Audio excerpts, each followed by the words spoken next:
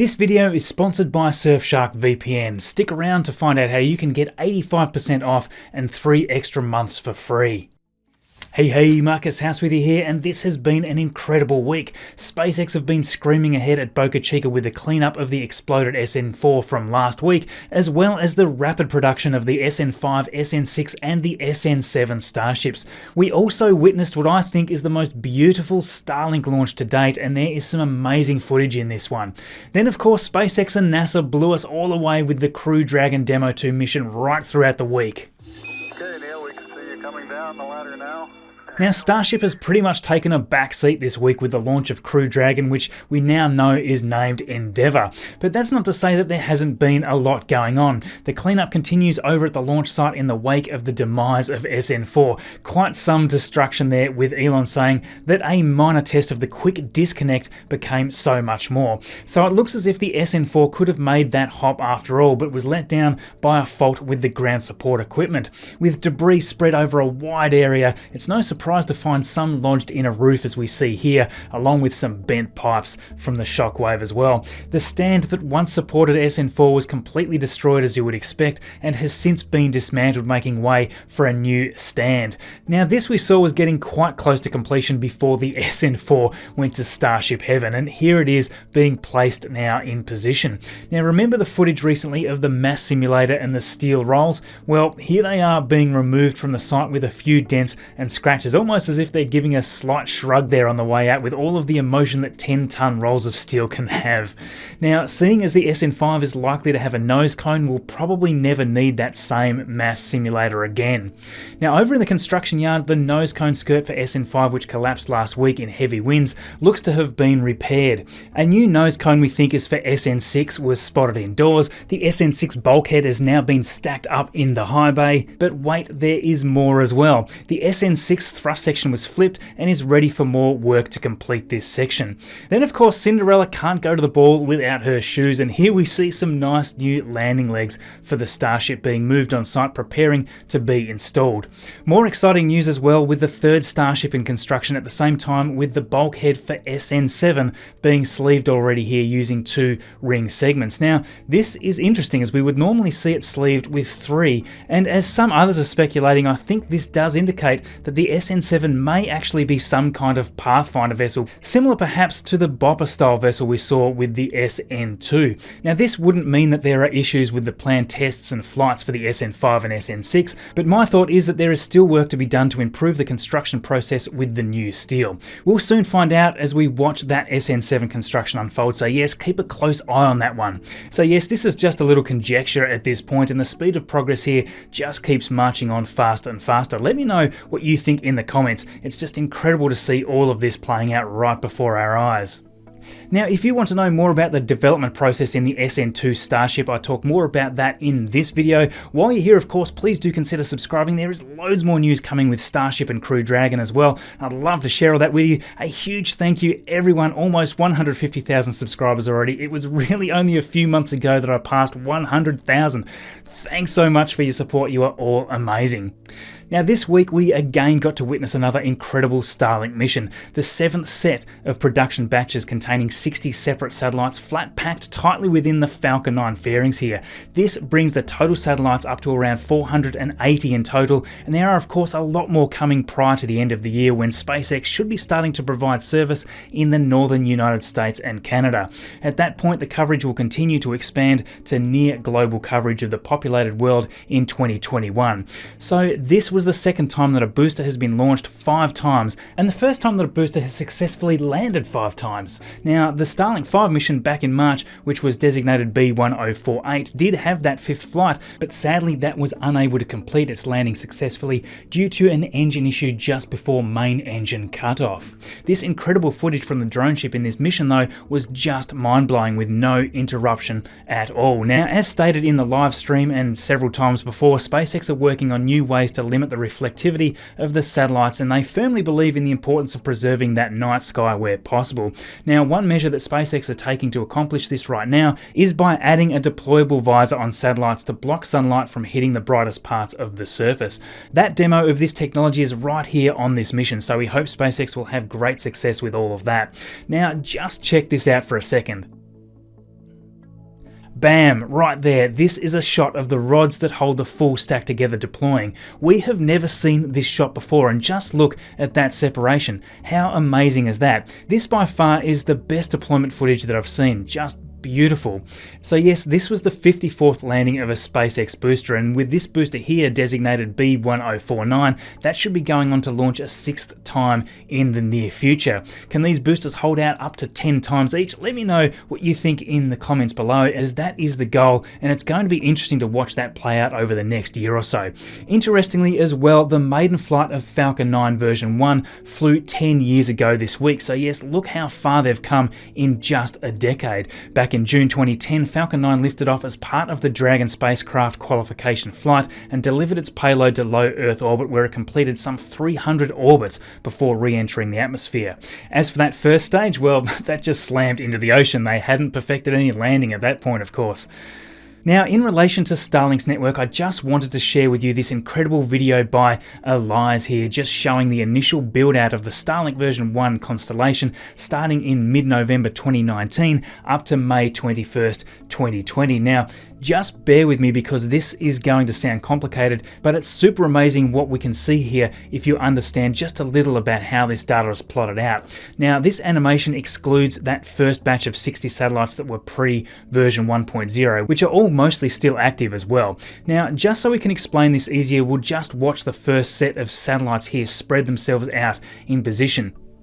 There we go there. So as they get into that final destination, they become stationary here on the x-axis. So in a nutshell, what we're looking at here is the way that the Starlink satellites launch together and then spread themselves out over time. You can see blocks of satellites here being launched firstly into a low orbit. The lower their altitude, the more rapidly they orbit, and when compared to the now stationary reference satellites here, you can see them moving quickly to the right on the x-axis. Now, just to explain the chart here, the x-axis shows the angle of the satellite relative to the ascending node, so we expect to see groups of satellites in the same orbit spreading out very evenly around the world on the same plane, just as we are seeing these blocks here.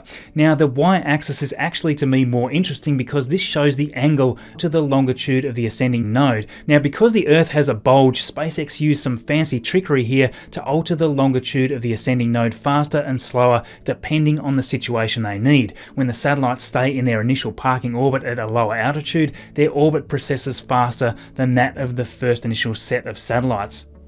Because of this, we see these move upwards on the y-axis here. Now, what's great about this is that SpaceX can spread out sets of satellites in blocks using this natural process, dividing the satellites into different planes without needing to use any fuel. And in fact, SpaceX have been doing just that, splitting these sets of 60 satellites into separate blocks of 20, like we see with the satellites in the first launch there in blue. There we see them slowly settling into their 3 distinct orbital planes. Now, what is happening here is that when each block of satellites start raising their altitude using their ion thrusters, their orbital velocity decreases. Once they reach the operational orbit, their velocity exactly matches that of the first block of reference satellites that we had on screen first. So they just seem to then stop moving. Now, there's some satellites here that even rise for a short period of time. Those are the ones that suddenly start then moving to the left. As they reach their correct position in orbit, they drop their altitude and again seem to stop. Now, these are very tiny orbital adjustments that over time allow SpaceX to accurately spread out the entire network in this amazing display we see here. Now, the inclination of an orbit is essentially the tilt of the orbit relative to the equator, as we can see here demoed quite nicely in Kerbal Space Program. Now, because all satellites in the entire Starlink network are launched into that exact same inclination of 53 degrees, that isn't really interesting to plot on this chart because every single point is the exact same value. The other subtle point here that we see is the color of the markers themselves. This represents the satellite's altitude. The lighter the color, the lower the altitude, which is quite simple to understand. Likewise, we see the satellites slow down as they get darker. Now, what may seem confusing here is that the satellites settle into their final positions and sit stationary on both the X and Y axis. Of course, in reality, the satellites are orbiting very quickly around the world, which should mean that we would see them racing from left to right on the plot. Secondly, of course, the process of nodal precession is still always occurring with all satellites due to that equatorial bulge explained earlier. So what you would expect to see is the satellites all constantly moving slowly on the Y axis as well. Now, in order to correct for both of those effects, the plots are drawn from the reference frame of an imaginary satellite in a final operational orbit. Now, since the reference satellite is subject to both of those effects, the drifts cancel themselves out for all of the satellites, as we can see here, and this is an incredibly awesome way to present the data which has been obtained from spacetrack.org and then processed. Now, I know this is all quite complex stuff, but I hope, like me, you can appreciate the clarity that this sort of presentation can bring to the data. Orbital mechanics can be a little counterintuitive and overwhelming at first, but when you understand what is going on, you would be amazed at what you can discover. Now that you know the basics of what you're looking at, you can spot little things like satellites suddenly moving out of position and then have a better understanding about what is happening. Now, again, a huge thank you to Elias here. If you've enjoyed this, there is more coming on his channel, so go check that out and subscribe. Thanks, mate. Incredible work. And if you've enjoyed what we've talked about here so far, consider taking a second to tap that like button. That just helps tell YouTube that you value the content, so it's recommended more often, and it then just helps me to share more of these awesome developments with you. And if you're interested in the financial side of Starlink and what revenue SpaceX could be looking at with the rollout of this network, consider checking out the video linked in the description by Lay here on the channel Curious Elephant. Lay has a great ability to break down the numbers here, and you might be quite interested in what this network could mean for the future of SpaceX. If SpaceX can obtain even close to some predicted revenue streams, this is going to be extremely exciting for the upcoming investments in space exploration. Now, fresh from the success of Crew Dragon's Demo 2 mission, NASA has altered the terms of the future post-certification missions contract with SpaceX.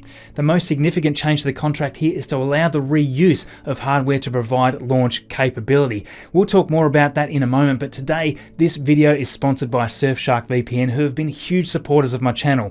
Now, a VPN, or virtual private network, allows you the potential to truly open up the internet. Have you exhausted content to stream from libraries within the country? Well, with Surfshark VPN, you can quite literally open up a world of new content to digest from all around the globe previously locked to you. Simply change which country you're accessing the internet from, and boom, you now appear to be browsing from that location and have access to new libraries to digest. This also allows access to social platforms and external news services that have perhaps been restricted from you. With your IP address, your behavior is tracked for marketing purposes all over the internet. Ever wonder why you're seeing an ad for a product that you've looked at the week before? Well, with a VPN, you can mask your activity and avoid this data being provided. And when combined with the included clean web features, you can surf protected with blocked ads and trackers as well. The internet should be a log-free open hub of knowledge, and by using Surfshark VPN, you can take control of your online security and visibility. You can protect yourself from data mining services, internet service providers, or perhaps even from those around you who may have very differing personal views or beliefs. Not only that, they are the only VPN service to offer one account to use on an unlimited number of devices. If you would like to support my channel and are also considering a VPN or even changing your existing VPN, go to surfshark.deals/Marcus and you will get 85% off and 3 extra months for free. With a 30-day money-back guarantee, there's no risk in trying it out for yourself. The link is in the description below. So yes, fresh from the success of Crew Dragon's Demo 2 mission, changes in the contract to allow the reuse of used space hardware to provide launch and mission capability is an amazing thing to see. Both Falcon 9 and Crew Dragon hardware components are specifically named in the contract, meaning that SpaceX can now provide quicker turnaround times for launching by taking a used Falcon 9 off the shelf. And Crew Dragon capsules are now not limited to having one mission in the spotlight and then being retired only to cargo Dragon duty. This is a major change that will lead to some great cost savings for both SpaceX and NASA. Gwen Shotwell raised this prospect in March of this year again, and it looks like NASA has decided to allow this and get better value for money elsewhere. Now, this just speaks to the reliability SpaceX has been able to demonstrate with its reflown boosters for the Starlink project and other customers, and I think the contract change is a massive statement of confidence from NASA and certainly a testament to the benefit of reusable spaceflight hardware. Other changes to the contract allows for the crewed mission duration to be extended from 2 weeks up to 119 days starting from PCM2. And there is also a condition to provide training support to the 45th Operations Group, now a part of the US Space Force. That's of course the Cape Canaveral based military unit that provides launch and mission support to US crewed spaceflight activities. It would seem that their posting is going to get a lot busier. Now, just quickly, a huge thank you to my amazing patrons here. You are all quite literally turning this dream of mine of creating this content from a hobby into something much bigger. If you like what I do and would like to join our awesome patrons here, head to patreon.com/MarcusHouse. You can interact with me more directly via the included roles in Discord. You can check out some exclusive Patreon-only content, and you can also have your name listed right here like these other amazing people. So with that, a massive thank you as well to my quality control squad here for helping me research and proof the material for these videos. If you're interested in these topics and would like to be a part of this, follow me on Twitter and please do get in touch.